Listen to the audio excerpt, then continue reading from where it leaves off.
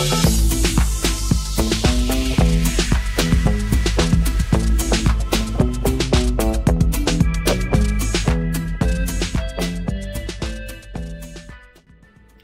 रसिकाच recipe मराठीमध्ये तुमचं खूप खूप स्वागत आहे।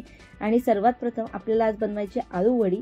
तर त्यासाठी लागणार आहेत आपल्याला पानांना जे देठ असतात ते आपल्याला काढून टाकायचे आहेत आणि त्याला थोडंसं फ्लॅट करून घ्यायचं आहे।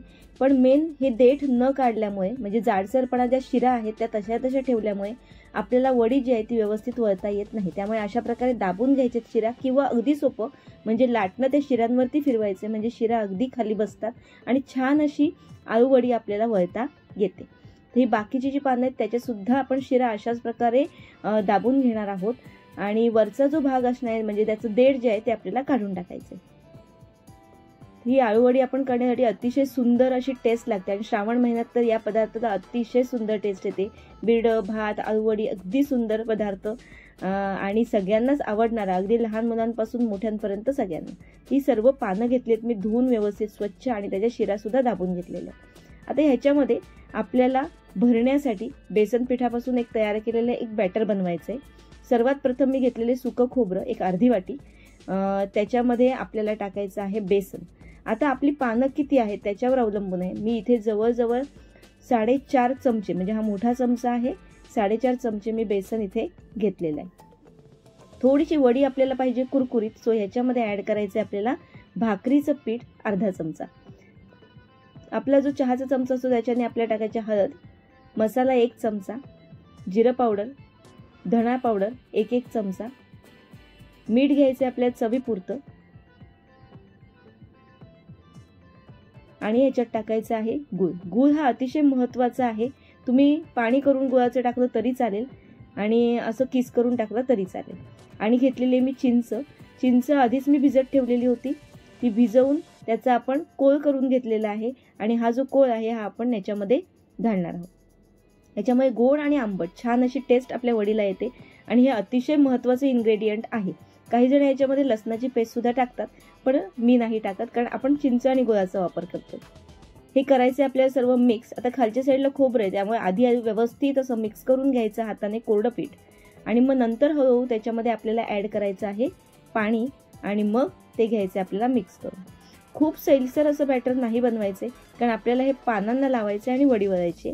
सो जाडसर असं थोडंसं फक्त ते आपल्याला पानांवरती पसरवता आलं पाहिजे अशा प्रकारचं आपल्याला घ्यायचे बॅटर बनवून। ते व्यवस्थित असं घेतलेलं आहे मिक्स करून। तशीच बघितली तर अगदी सोपी पद्धत आहे, पटकन होणारी आहे। पण जे नवीन असतात बिगिनर्स असतात त्यांना पटकन जमत नाही, म्हणतात ना पुरणपोळी आलू वडी हे पदार्थ खूप कठीण वाटतात त्यांना। पण हा व्हिडिओ बघा आणि अशा प्रकारे करा, नक्की अगदी सोप्या पद्धतीने पटकन अशी होणारी आणि चविष्ट। तर हे मी भांडं घेतलेलं आहे आपल्याला वाफवायचे। तुम्ही स्टीमर घेऊ शकता कुठलंही, माझ्याकडे नाही म्हणून मी याच्यामध्ये खाली पाणी टाकलेले, तेलाने आपण याला ग्रीसिंग करून घेतलेलं आहे। खाली होल असलेली चाळण आपल्याला घ्यायची आहे आणि मग याच्यामध्ये आपण लावणार आहोत वडी। पाणी मी एक साईडला तापत ठेवलेलं आहे बारीक गॅस करून म्हणजे ते व्यवस्थित गरम होईल। आता ही जी पानं घेतलेली ही आपल्याला उलटी ठेवायची आहेत वडी लावताना आणि त्याला आपल्याला लावायचं पीठ आणि पीठ लावताना सुद्धा काळजी घ्यायची की आपल्याला पान फाटलं नाही पाहिजे। पीठ बघा किती जाड आहे, खूप पातळ पीठ आपल्याला नाही करायचे नाहीतर मग सगळं पीठ लावल्यानंतर जेव्हा आपण वडी फोल्ड करतो तेव्हा ते बाहेर निघेल। आणि अशा प्रकारे आपल्याला लावून घ्यायचं व्यवस्थितपणे, ज्या प्रकारे त्या शिरा ज्या दिशेला असतात त्याच दिशेने आपण ते पीठ लावत जायचं आहे म्हणजे छान लावलं जाईल आणि पानही फाटणार नाही।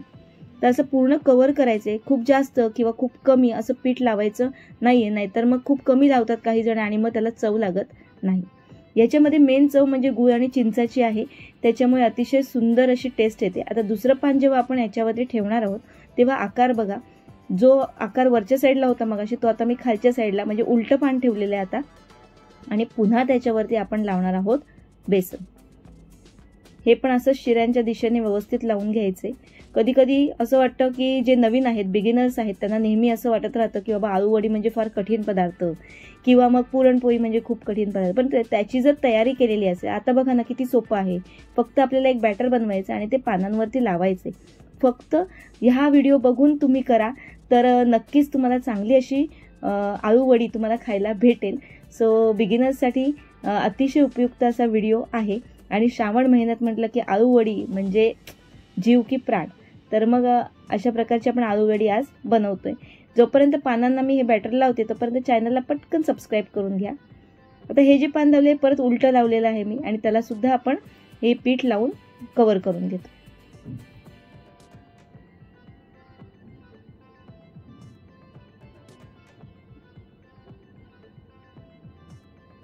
आता आपण जे 4.5 चमचे पीठ घेतलं होतं तर मी आता 2 लोई बनवणार आहे. तर बघूया आपण हे पुरतंय का. तर अंदाजपंचीकरण आपण पीठ घेतो याच्यामध्ये. तर आता हे लावून झालेलं आहे. मी 3 पानं याच्यामध्ये घेतलेली आहेत आणि आता याला अशा प्रकारे फोल्ड करायचे. थोडंसं पीठ लावायचं म्हणजे ते चिटकून राहतं व्यवस्थितपणे. दुसऱ्या साईडनी फोल्ड करायचे. आपल्या चाळणीचा आकार किती आहे त्याप्रमाणे फोल्डिंग करा आणि म्हणजे लोई तेवढीच मोठी बनेल. खूप मोठी बनेल आणि मग ती चाळणीमध्ये नाही मावली तर मग प्रॉब्लेम होईल. तर त्याप्रमाणे आपण आकार केलेला आहे. चारही बाजूनी आपण फोल्ड करून घ्यायचे. व्यवस्थित फोल्डिंग राहावं म्हणून त्याच्यावरती थोडं थोडं पीठ लावायचे म्हणजे ते चिटकून राहील.